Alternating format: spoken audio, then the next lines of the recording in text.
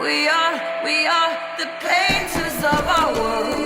We are creators. We decide what goes. Our first guest today is Tai Griffith. She is a visiting executive with the California Community College's Chancellor's Office, and she has seen firsthand the impact and hope that the Rising Scholars Program is giving to justice-impacted students. Tyee, thank you for being here. Thank you so much for having me.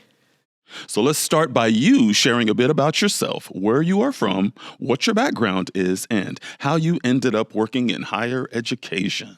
Yeah, so born and raised in California, grew up in Duarte, California, and I spent most of my childhood driving up and down California with my mom, visiting different family members, community members in prison. So I like to say I've been doing prison work for a really long time. As a juvenile, got into some trouble, did a little bit of time in juvenile hall. About 30 years ago, actually, I was incarcerated youth, deemed incorrigible, ward of the court, and pregnant. Wow. I had many people tell me my life was over. And for me, education was something that really just not only transformed me academically, but emotionally, spiritually.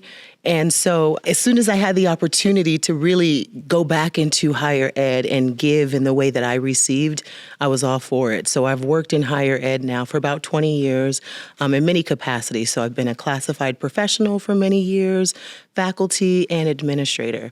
And so it's a privilege to be in higher ed and really to do this work. That is so powerful and inspirational, too. So this episode is focusing on the Rising Scholars Network. What is the Rising Scholars Network? How did it start? And how has it grown? So the Rising Scholars Network is a statewide network that's really focused on supporting justice-impacted students that are currently incarcerated and formerly incarcerated. We now exist at over 83 community colleges. We have spread to all state prisons here in California. We're in all federal institutions here in California. We're in 35 county jails, 44 youth facilities, and we're looking to expand and grow with the hopes of being in all correctional institutions in California and at all community colleges in California. Now, that is the perfect segue to my next question. Now, the Rising Scholars Network wasn't around when you were at Mount San Antonio College. What kind of challenges did you have as a student, and what kind of help and support did you need and ultimately get? So I was a non-traditional college student. So I actually had dropped out of high school at the end of my freshman year. I was pregnant. I ended up going back to a continuation school. And then after I graduated, I did what everyone else did, which was go out and get a job. And it wasn't until I was working 2 and 3 jobs and the ends still weren't meeting that I was desperate and I ended up at college. And the reason why I would look in the newspaper, and this is when jobs used to be in the newspaper, and see that these jobs that paid what I wanted to make required a college degree. And so I showed up at the community college. I was 24, single mother, barely making it work. And there I found community. I found support through programs like EOPS, the CARE program, DSPS. But what I realized there, though, is that anyone could be successful in community college.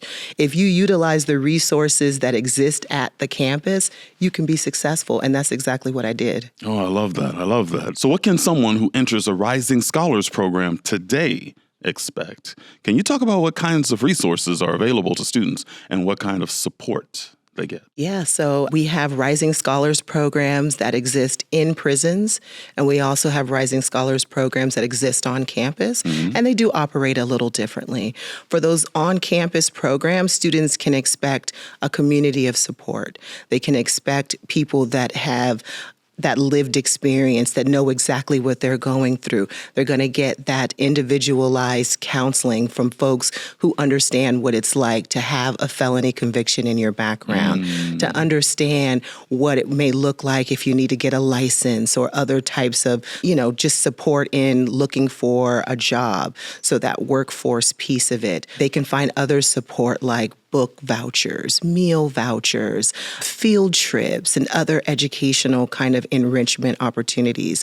And just really, more than anything, a sense of belonging and community. I find that when you feel that you belong somewhere, when you feel that you're supported and cared for, you continue to show up. So tell us some of the larger societal impacts the program seeks to address. Yeah, so many. As we look at our rising scholars, particularly our students who have completed the program and have either moved into the workforce or transitioned to a 4-year university, we recognize that we're changing lives, right? So I talked about the impact of education and how it doesn't only transform you academically, but it transforms your heart, it transforms your mind. We're creating economic stability. We're providing direct pathways to workforce, and it's intergenerational. So I talk about the impacts of you going to college and the impact that has on your family, your community, to be able to see that. And so the impact is tremendous. So Tyee, how many individuals have Rising Scholars programs helped, and what kind of difference has it made for those individuals? We currently serve about 20,000 students, and that's on campus and inside facilities. And in terms of the changes, one of the things that we do know is that education impacts recidivism. So as we talk about recidivism, we're looking at the percentage of people who get out of prison and return to prison. Once you have an associate's degree, which is offered at the community college, recidivism goes down. Bachelor's degree goes down even lower. Master's degree, it's like literally less than 1%. And so that's the power of education. It absolutely changes lives. It absolutely opens doors. And one of the other things that we know for folks who have an incarceration experience in their background, they now have to live with over 40,000 collateral consequences for the rest of their lives because of that. And so, again, an education is something that can not only help them transform, but also help them build a network, right? A network of support, a network of people that they can tap into if they need a job, if they need a letter of recommendation, if they need training or other types of support.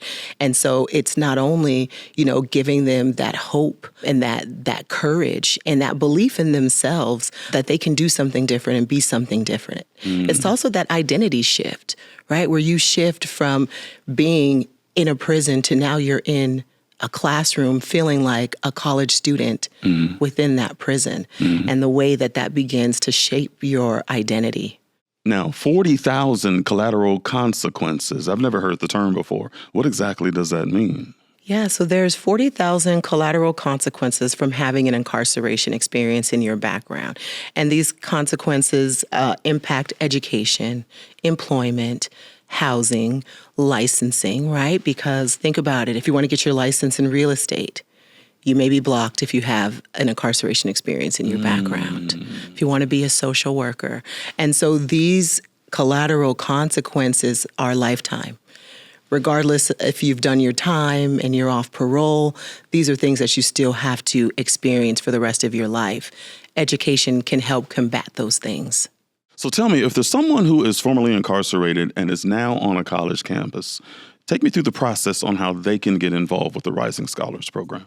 So there's several ways. Some colleges have implemented supplemental questions within their application. So the CCC Apply application, where they're asking these questions, right? Are you formerly incarcerated? Because if you answer yes, someone's going to reach out to you and say, hey, we have this program, we have this support. Also, you can go to the admissions office and say, can you point me in the direction of your Rising Scholars program? And anyone from admissions to student services would be able to support you in that. So as I understand it, the Rising Scholars Network connects students to jobs. Tell me how that works. The California Community Colleges are the largest educational serving institution I think, in the nation.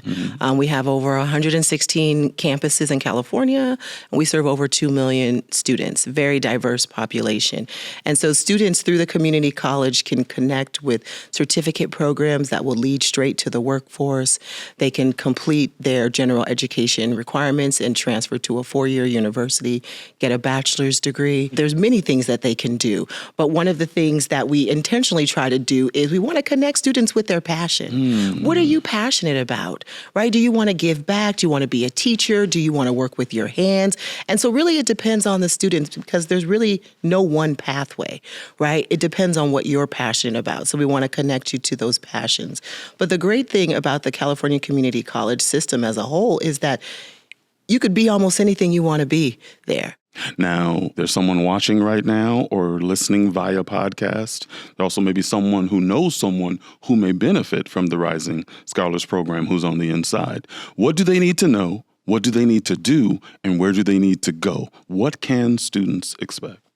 So if you are inside of a prison facility, one, you got to get your high school diploma or GED. So that is a requirement in order to enter into the college program. Next, every college has a contact. So an educational contact inside of the prison. We call them PESCIs, but they have a PESCI that literally they will work with to get students enrolled. And so oftentimes we find that there are wait lists. And so students have to get on that wait list at their facility and continue to program, continue to do the things that they need to do so that when they reach the top of that wait list, they don't have any barriers in their way to begin that educational program. Now, there are some who may feel like higher education isn't an option for them or that they are not college material. What would you say to those people? I would say you absolutely are college material because once upon a time, I believed I wasn't college material. And I understand how we can fall into those beliefs. I never had anyone in my family go to college, never anyone in my community go to college. And so why would I see myself as college material? And it wasn't until I actually stepped foot on that college and took my very first class that I realized I was cheating myself the whole time, that all I needed to do was just believe in myself because we are all college material. There are the resources on campus to help you be successful, no matter the class, right? I struggled a lot in algebra. You best believe every day I was in that tutoring lab getting support. And without that, I wouldn't have made it through. But what I know is that we're all college material. We just need to show up, believe in ourselves, and utilize the resources that exist on each campus. Yeah, you are the realization of the I Can Go to College campaign. That's right. Wow. So do you want to share any final thoughts or words of advice? You know, the Rising Scholars Program has truly changed lives. We are changing lives. We stand on the goal of wanting to continue to expand. There are 116 community colleges in California. Our goal is to have a Rising Scholars Program at every single campus. Our goal is to be in every single correctional facility for men, for women, state, federal, jails, youth facilities, court schools. We want to bring education into these spaces because we know that they are transformative. We know that we're changing lives. And we know that we are truly benefiting the state of California by investing in this population. So on behalf of the Educate Elevate podcast, California Community Colleges, Tyee, we appreciate your time. Thank you so much for coming in. Thank you so much for having me. Faces of